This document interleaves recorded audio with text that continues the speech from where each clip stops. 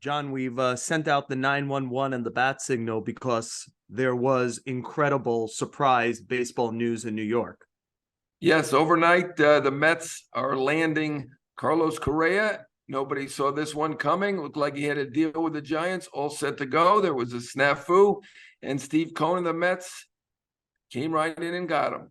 Yeah, it's Christmas in New York, at least in Queens. We're probably talking about coal in the stockings in San Francisco, and we'll certainly talk about all of it if you stick with us on the show with Joel Sherman and John Heyman.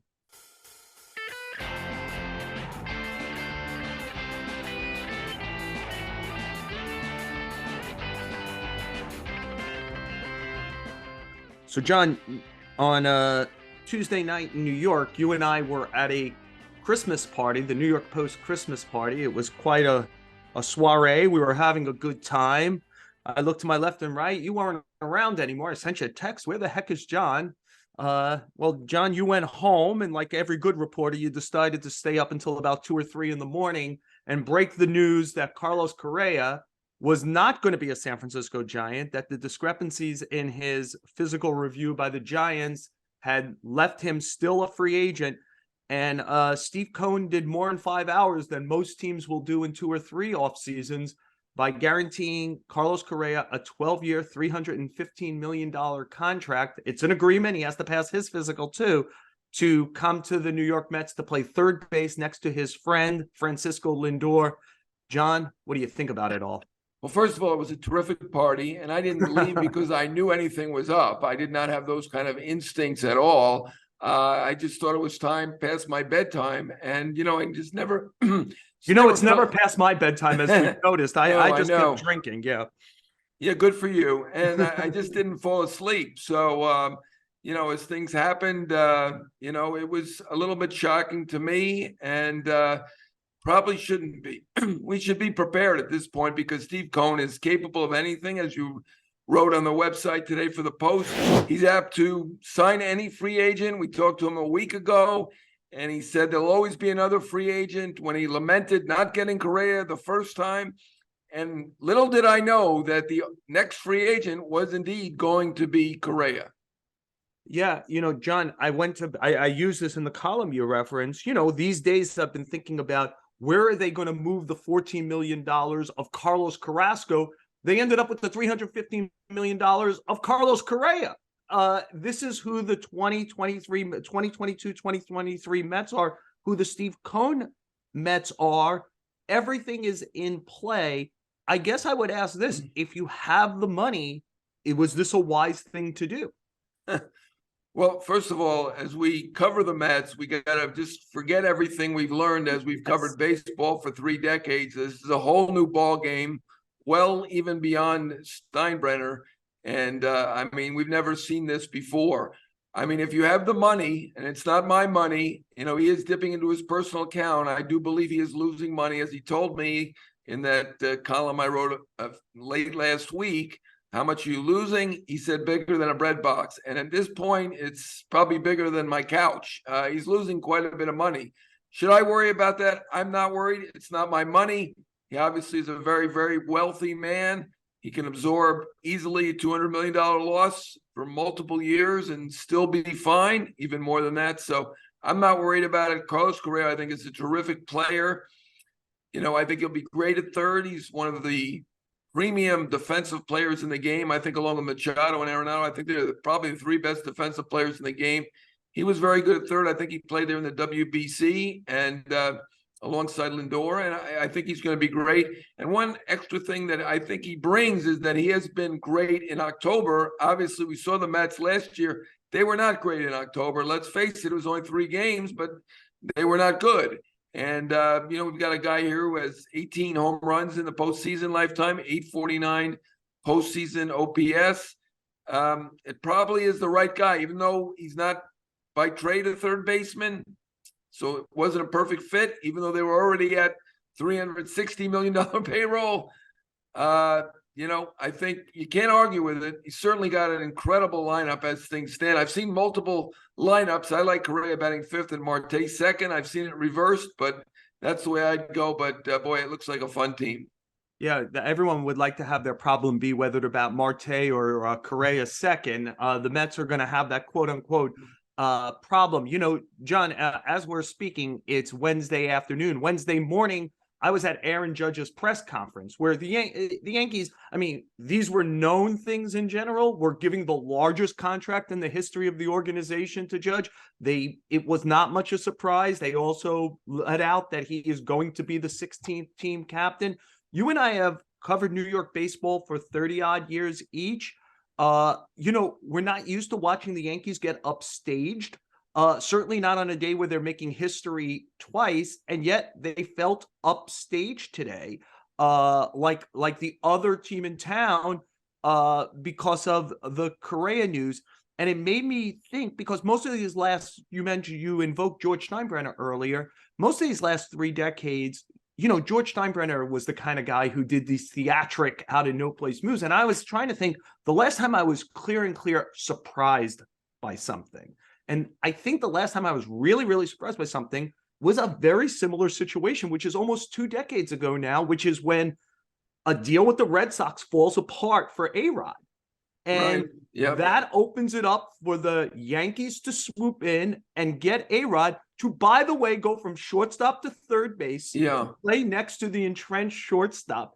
And if we'd like to add just 2 more coincidences or similarities, the agent for A-Rod at that time is the same agent for Correa now as Scott Boras. And I think that Correa counts A-Rod as kind of a bit of a mentor. And so I think that this is a fascinating 20-year later situation. Yeah, it is very, very similar. Obviously, different players. I'm not sure they're quite as close as they used to be, but certainly he was his mentor. You know, they're different players. So let's face it. A-Rod is borrow from the agents, a generational talent. I mean, he's a once in couple decade type talent. And Carlos Correa is a great player. I mean, he's clutch, great defender, very good hitter. You know, I don't think people should expect him to be A-Rod. A-Rod obviously hit more than 50 home runs a few times. That's not going to happen. You know, Correa's not going to hit 50 home runs. He's going to be outstanding at third. He's going to be very, very good in the batter's box. Should be good in October. They are 2 different players, but it is a similar type situation. You mentioned the short third situation. Jeter A-Rod is one of the greatest left sides of the infield of all time. And again, now we're getting another tandem that is, I don't want to say comparable, but in that category of one of the best all time. San Diego's got a good one. Obviously, Wright and Reyes was pretty good. But this is really an outstanding left side of the infield. And, you know, I mean, Mets fans are just beside themselves. I mean, they stuck with this team through, I was going to say thick and thin, but mostly thin. And they're being rewarded right now for waiting it out. And, you know, I give them credit. It's much easier being a Yankee fan as I was growing up. Yeah, you know, John, the other thing it reminds me of is, you know, once the Yankees paired A-Rod with Jeter, they were kind of a win or bust team anyway. Has there ever been more of a championship or bust team now than Steve Cohen's Mets? We're talking about a team that has, as we speak, about a $385 million payroll for luxury tax purposes. They're going to spend about another 110, 115 in just the tax. We're talking about a $500 million being spent on players. We were wondering if someone would go over the $300 million mark not long ago. Well, we've blown by that. We've blown by 400 with this team. I think the 2 most win now teams reside in our town. The Yankees, because they're spending the second most and they haven't won since 2009, and their fans treat that like this is some kind of Red Sox or Cub curse going on now. And the Mets, simply because if you throw this much money into the middle of the pot at the World Series of Poker, you better win the darn World Series. Yeah, I mean, it's funny that the Yankees are the poorer of the 2 teams in town. You know, we have not ever really experienced that before last year, and now this year the Mets have blown it away. They're almost 100 million over the Yankees at this point, which is really, I mean, I know people thought that Steve Cohen was going to spend big to win, but I think he's even beyond people's imagination in terms of spending. I talked to him a couple times over the past week or so, and it just does not seem to faze him. He basically says, he was hoping to get Correa for a little under 300 million. He went over 300 million to 315, and it was like, what's a few percent, or what's 3%? I don't remember the exact wording. I wanted the deal done. I thought we needed one more thing, and this is it. And when he wants something, he goes and gets it. And I know how unhappy he sounded several days ago when he thought he had fallen short or come in late. And it's a different era with the Mets, and I think it's great to see. Yeah, the Yankees should probably count themselves fortunate that they were able to get Judge done at the winter meetings. If it would have lingered and they dawdled, who knows? Maybe Cohen would have jumped in on that one as well. John, I'm going to ask a bigger issue question here, which is this. Essentially, is this good for baseball? It's certainly good for New York baseball, especially Met fans. We have a situation now, though, where simply the tax that Steve Cohen is going to pay, if you subtract the Mets at about 110 million, that's going to be like the average salary for major league payrolls this year, is going to come in at about 110, which means about some significant percentage of the sport is going to be underneath that. Like, if you're the Miami Marlins right now, for example, why would you even spend anything on free agency? I know we could point to the Tampa Bay Rays and the Cleveland Guardians, teams that make the most out of a little, but is this good for baseball that there is this kind of Goliath for everyone to shoot at? Well, I think it's great to have a team to shoot at, and I'm sure you're right that there's more pressure on them to win the World Series, and it's not like basketball where you collect the best players and you're going to win. I think I spoke to some people today who still say Atlanta and Philadelphia are as good as the Mets or close to as good, and there's no guarantees. And I agree with that. I think it's good to have Goliaths, but by the same token, I wonder about the haves and have-not situation. I was talking to somebody at MLB, and they were concerned that, that 5 or 6 teams or so are really doing the bulk of the action. It was a great winter meetings, great in terms of publicity, but, you had a vast majority of teams that were mostly on the sideline, maybe signing guys for 5 million here, 10 million there, but not signing the big ticket items. We talked about the top 9 teams going over $100 million. And, that's great, but you'd like to see some of those bottom 21 teams do a little bit more as well. It's interesting. I think it's a kind of a double-edged sword, but right now it's great in New York. People are very excited, but I can't imagine, I think if people in Oakland weren't too happy to begin with, so it's not affecting them, but there's probably some other locales where they're, a little bit disappointed with what's going on. When they snake their way to Vegas, they'll all be happier in Oakland. Well, not the folks of Oakland, but the A's fans will, potentially be happier, or the people who run the A's will, at least will be happier. John, as I think about it all, and if it's good for baseball or not, I do think about this a lot. You invoke the name George Steinbrenner, and I do think this is Steinbrenner-esque, right? Both in theatrics and fervor to win and go for it with your finances. And, just being unleashed in a lot of ways. What we haven't seen from Steve Cohen yet? Fury. We haven't seen him kind of publicly fire, hire, scream at players, whatever. I wonder if it's in him, he hasn't shown that part of his personality. Right. But I do wonder, if we're sitting on July 26th, and to your point, the Braves and the Phillies are sitting a couple of games ahead of him, and he's got $500 million in the middle of this pot. I wonder what that looks like. Yeah, I think most people would be upset at that point. George Steinbrenner is unique. He's one and only. He's an original. I don't think we're ever going to see that. We've seen some owners with elements of George Steinbrenner, and in some cases, just the bad elements of George Steinbrenner. I think at this point, we know Cohen certainly has the good elements where he is willing to spend and puts winning first and foremost. And that, that's most important for the fans. As he told me, I have the commitment of the fans. I need to fulfill that commitment. If I have to spend some extra money, so be it. And I think that's great. He really hasn't been tested yet. Obviously, it was disappointing to lose to the Padres. you're right. If he's, got the $500 million team and they're in third place, we might see some histrionics. We'll see. I don't know him that well. We haven't seen it yet. We're 2 years in. He may not be of that. He may not do that. So, I would say good for him if he doesn't. But overall, Steinbrenner was a great character, unique. And it does feel like Steve Cohen's got the great characteristics, the best of Steinbrenner to this point. Yeah. One other thing it allows the Mets to do is suddenly Brett Beatty becomes interesting trade fodder moving forward.